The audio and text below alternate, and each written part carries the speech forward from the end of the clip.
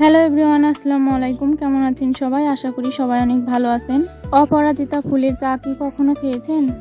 অপরাজিতা ফুলের চায়ের উপকারিতা জানতে ভিডিওটির সাথেই থাকুন। চ্যানেলে নতুন হয়ে থাকলে সাবস্ক্রাইব করুন, একটা লাইক দিয়ে ভিডিও শুরু করুন। সবাইকেই স্বাগতম।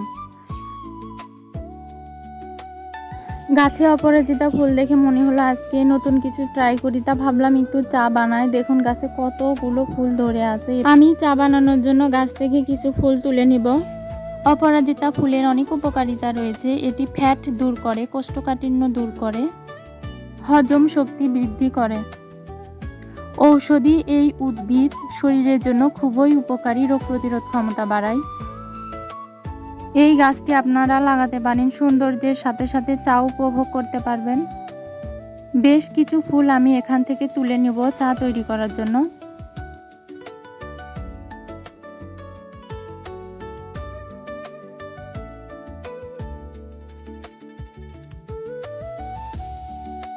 পরিষ্কার পানিতে এগুলো ভালোভাবে ধুয়ে নেব।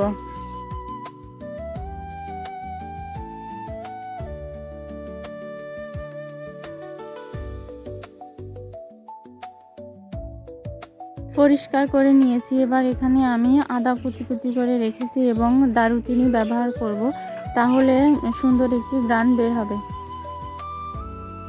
মাটির চুলায় গরম পানি বসিয়ে দিয়েছি। এবার এর ভিতরে একে একে সব উপকরণ দিয়ে দিব।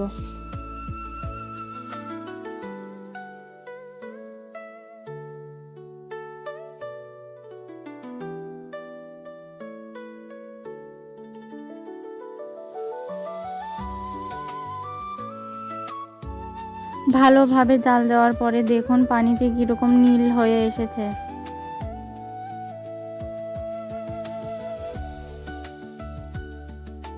এবার এটিকে ছাকনা দিয়ে ছেঁকে নিব।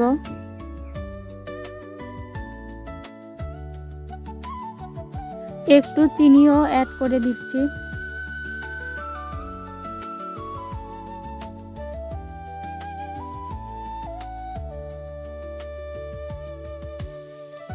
এবার আমি চায়ের ভিতরে লেবু দিব। দেখুন লেবু দেওয়ার সাথে সাথে চায়ের কালারটি কেমন নীল থেকে বেগুনি রং ধারণ করে।